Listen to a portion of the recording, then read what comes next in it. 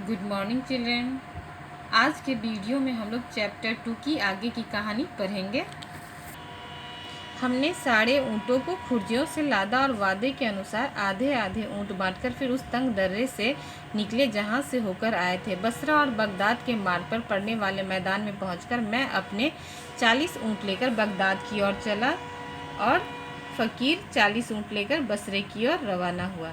मैं कुछ ही कदम चला था कि शैतान ने मेरे मन में लोभ भर दिया और मैंने पीछे की ओर दौड़कर फ़कीर को आवाज़ दी। वह रुका तो मैंने कहा, साईं जी, आप तो भगवान के भक्त हैं, आप इतना धन लेकर क्या करेंगे? आपको तो इससे भगवान की आराधना में कठिनाई ही होगी। आप अगर बुरा न माने तो मैं आपके हिस्से में से 10 ऊँट ले लूँ। आप तो जानते ही हैं कि मेरे जैसे सांसारिक लोगों के लिए धन का महत्व होता है। फ़कीर इस पर मुस्कुराया और बोला, अच्छा 10 ऊँट और ले जाओ। बाबा अब्दुल्ला के मन में लालच भर आया और वह फ़कीर से 10 ऊँट मांग लिया। जब फ़कीर ने अपनी इच्छा से बगैर हिल्ला हुज्जत किए 10 ऊँट दे दिए, बिना बहस के ही, हिल्ला हुज्जत का अर्थ होता है बिना बहस बिना तर्क वितर्क किए ही फ़कीर ने बाबा अब्दुल्ला को 10 ऊँट दे दिए, तो मुझे और लालच ने धर दबाया और मैंने सोचा कि इससे 10 ऊँट और ले लूँ।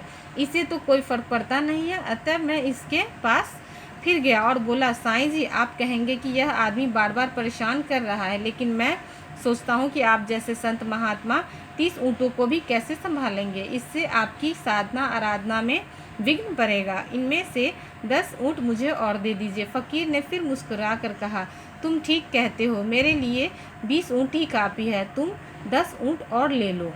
बाबा अब्दुल्ला के मन में लालच बढ़ते ही जा रहा था, इसलिए वह 10 ऊँट और फ़कीर से मांग लिया और खुशी से फ़कीर ने दे भी दिया।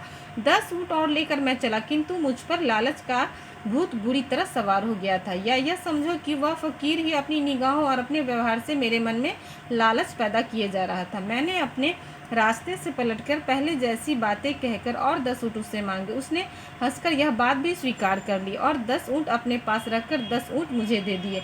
किंतु मैं अभागा इतने से भी संतुष्ट न हुआ।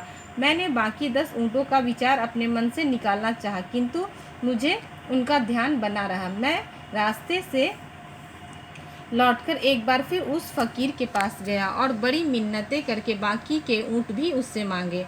वह हंसकर बोला, भाई, तेरी तो नीयत ही नहीं भरती। अच्छा, यह बाकी 10 ऊँट भी ले जा, भगवान तेरा भला करे।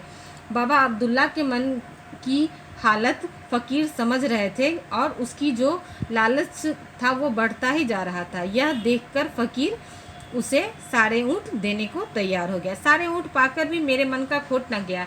मैंने उससे कहा, साईं जी, अपने इतनी कृपा की है तो वह मरहम की डिबिया भी दे दीजिए जो आपने जिन्नों के महल से उठाई थी। उसने कहा, मैं यह डिबिया नहीं दूंगा। अब मुझे उसका लालच हुआ।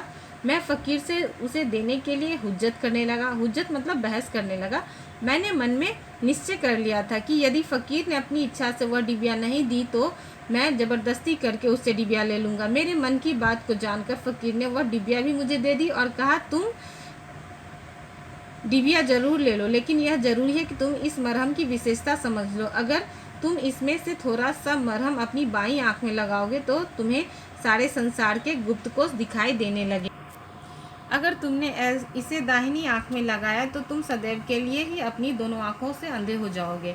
मैंने कहा, साईं जी, आप तो इस मरहम के पूरे जानकार हैं, आप ही इसे मेरी आँख में लगा दें। फ़कीर ने मेरी बाईं आँख बंद की और थोड़ा सा मरहम लेकर पलक के ऊपर लगा दिया। मरहम लगते ही वैसा ही हुआ जैसा उस फ़कीर ने कहा था, कि यानी दुनिया भर के गुप्त और भूमिगत कोष, धन कोष मुझे दिखाई देने लगे। मतलब भूमिगत खजाना जो ज़मीन में छुपा हुआ। मैं लालच में अंधा तो हो ही रहा था। मैंने सोचा कि अभी और कई खजाने होंगे जो नहीं दिखाई दे रहे हैं। मैंने दाहिनी आंख बंद की और फ़कीर से कहा, इस पर भी मरहम लगा दो ताकि बाकी खजाने भी मुझे दिखने लगे। फ़कीर ने कहा, ऐसी बात ना करो, अगर दाहिनी आंख में मरहम लगा तो तुम हमेशा के लिए अंधे हो जाओगे। मेरी अकल पर पर्दा पड़ा हुआ था। मैंने सोचा कि यह फ़कीर मुझे धोखा दे रहा है।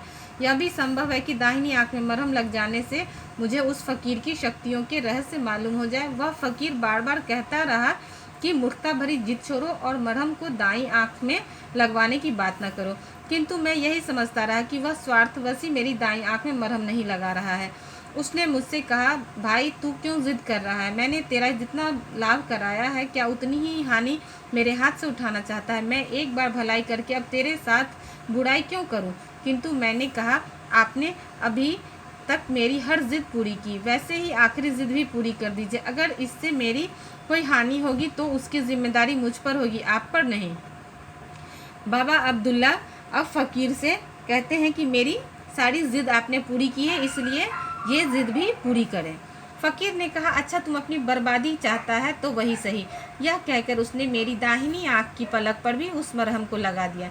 मरहम लगते ही मैं बिल्कुल अंधा हो गया। मुझे अपार दुख हुआ, मुझे अपनी मूर्खता भी याद न रही। मैंने फ़कीर को भला बुरा कहना शुरू किया और कहा, अब यह सारा धन मेरे किस काम का है? तुम मुझे अच्छा कर दो और अपने हिस्से के 40 ऊँट लेकर चले जाओ। उसने कहा, अब कुछ भी नहीं हो सकता, मैंने तुम्हें पहले ही चेतावनी दी थी। बाबा अब्दुल्ला के लाख समझाने पर भी वह नहीं माना और मरहम जो है दोनों आंखों पर लगवा लिया। मैंने उससे बहुत अनुनय विनय की विनती की बाबा अब्दुल्ला ने, तो वह बोला, मैंने तो तुम्हारी भलाई का भरसक प्रयत्न किया था और तुम्हें हमेशा सत्य परामर्श ही दिया था, किंतु तुमने मेरी बातों को कपटपूर्ण समझा और गलत बातों के लिए जिद की।